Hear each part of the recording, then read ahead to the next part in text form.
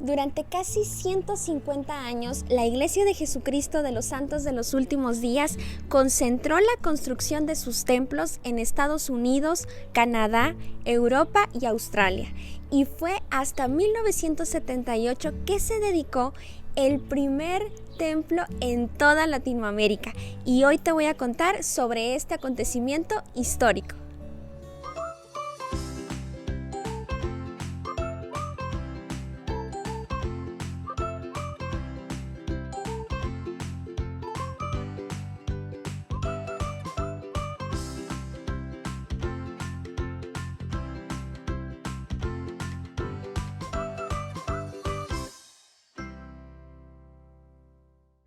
Nos encontramos en el país más grande de Latinoamérica, un país que alberga más de 1.200.000 miembros de la Iglesia de Jesucristo de los Santos de los Últimos Días, país que fue sede en 2014 y 2016 de los eventos deportivos más importantes en el planeta, los Juegos Olímpicos y el Mundial de Fútbol.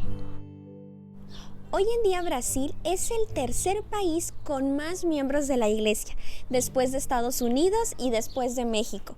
Actualmente tiene 13 templos en funcionamiento y construcción. Sin duda Brasil es un país muy bendecido. Cerca de las costas al sur del país se ubica una de las grandes urbes del continente, la ciudad de Sao Paulo.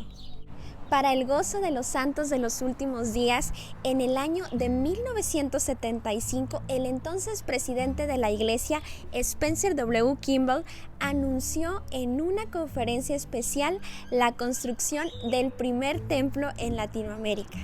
El elder L. Tom Perry habló de la maravilla y las lágrimas de gratitud que siguieron al anuncio del templo de Sao Paulo, la mayor reacción de la audiencia que he visto.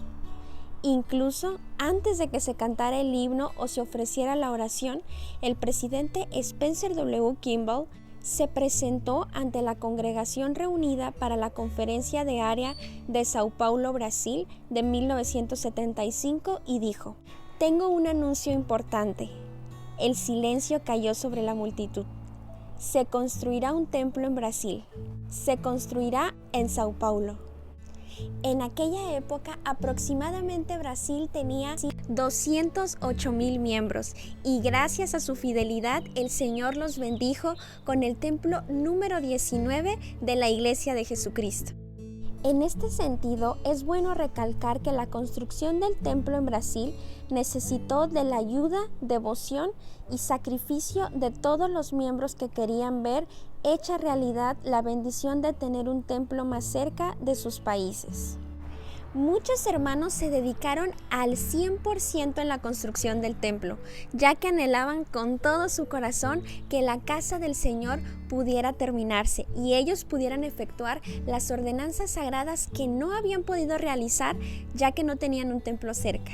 Los santos de los últimos días de más de 9 países sudamericanos santificaron su tiempo para la construcción del templo de Sao Paulo. También fueron usados los fondos de diezmos y ofrendas para una parte de la construcción y el mobiliario del templo. Por otro lado, varios hermanos vendieron sus pertenencias y donaron ese dinero a la construcción del templo. Algunos vendieron sus joyas, otros donaron sus ahorros y una fiel hermana de Argentina viuda vendió su casa para donar ese dinero a la edificación de la casa del Señor. Más de 500 santos de los últimos días prestaron servicio y trabajaron en la construcción del templo, limpiaron la maleza del terreno y levantaron el hormigón de color blanco que sería la parte exterior del templo. Trabajaron rigurosamente para levantar con sus manos el templo del Señor. Cada día ellos superaban sus metas para terminar la obra lo más pronto posible. Muchos hermanos perdieron sus empleos por dedicarse a la construcción del templo de Sao Paulo, pero no había mayor regocijo para ellos que ver realizada y terminada esta maravillosa obra que no solo iba a unir a sus familias por este tiempo, sino que serían unidas por la eternidad. Otro ejemplo conmovedor es el servicio de Elvésio Martins, un respetado hombre de negocios de Río de Janeiro. que fue designado para coordinar las relaciones públicas para el templo. Aunque la política de la Iglesia en ese momento no permitía que los miembros de ascendencia africana tuvieran el sacerdocio o entraran al templo, el hermano Martins y su esposa Rudha trabajaron incansablemente para avanzar en la construcción de un edificio al que sabían que nunca podrían entrar. Sin embargo, solo unos meses antes de la dedicación se recibió la revelación histórica que terminó con la restricción de los negros. El presidente Kimball se conmovió al ver a los Martins en la dedicación. Nunca he estado tan conmovido como lo estaba de ver a ese hombre y su esposa en la congregación, cuando estábamos dedicando el templo de Sao Paulo, y ver sus ojos con lágrimas durante toda la sesión. Estaban tan emocionados de que se les permitiera tener las bendiciones. El 31 de marzo de 1990, el Besio Martins fue sostenido como la primera autoridad general afrodescendiente de la Iglesia. 3 años después de ser anunciado, fue dedicado el templo de Sao Paulo, Brasil, el 30 de octubre de 1978 por el presidente Spencer W. Kimball.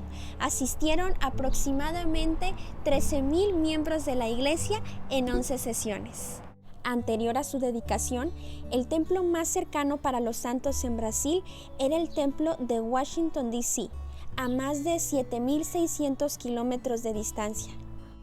Era casi imposible para muchos miembros de la Iglesia poder recorrer esta larga distancia y realizar las ordenanzas sagradas en el templo. Pero todo esto cambió desde el momento en que se dedicó el templo de Sao Paulo, Brasil, que fue una gran bendición para ese país y también para todos los países vecinos sudamericanos. El 20 de agosto de 2003, como parte de una extensa remodelación del templo, 25 años después de su dedicación, se le añadió una estatua bañada de oro del ángel Moroni sobre el pináculo del templo.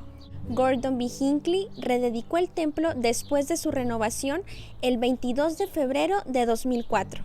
El gobernador de Sao Paulo, Geraldo Alckmin, y el entonces presidente de Brasil, Luiz Lula da Silva, participaron del recorrido del templo durante su remodelación.